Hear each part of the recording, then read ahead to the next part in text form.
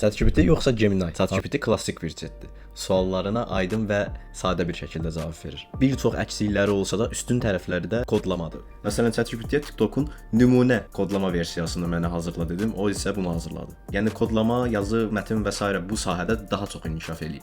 Gemini isə biraz daha wow effektdir. Mətnləri də işləyir, şəkilləri də. Hətta vizual məlumatları da analiz edə bilər. Yəni həm yazı, həm şəkil, həm mətn rahatlığını istəyirsənsə, Gemini səni daha çox sevindirəcək. ChatGPT və Gemini qısa şəkildə qrafik və şəkil animasiyası yarat dedim və budur. Gemini qrafik və şəkil animasiyası yarat deyəndə daha dərindən düşündü və daha verdiyimiz məlumata uyğun qrafik şəkil animasiyası yaratdı. ChatGPT isə qrafik və şəkil animasiyası yarat dedikdən sonra anlamağa çalışdı. Yəni ilk dəfədən sadəcə qrafik və şəkil animasiyası yaratmadı. Onun əvəzinə ilk dəfə hansı animasiyanı yaratmağımızı, harda yarada biləcəyimizi məlumatlarını verdi. Məcazi mənada desək, onu biraz sıxışdırdıqda əlaqəsiz bir şəkil animasiyası yaratdı bizim üçün. Amma kodlamaya gəldikdə ChatGPT Gemini-dan kodlama üzərində daha çox üstün olduğunu göstərdi. Misal TikTokun gerçək olmayan, sadəcə ona bənzər bir kodlamasını bizə verdi. Və siz hansını daha çox istifadə edirsiniz?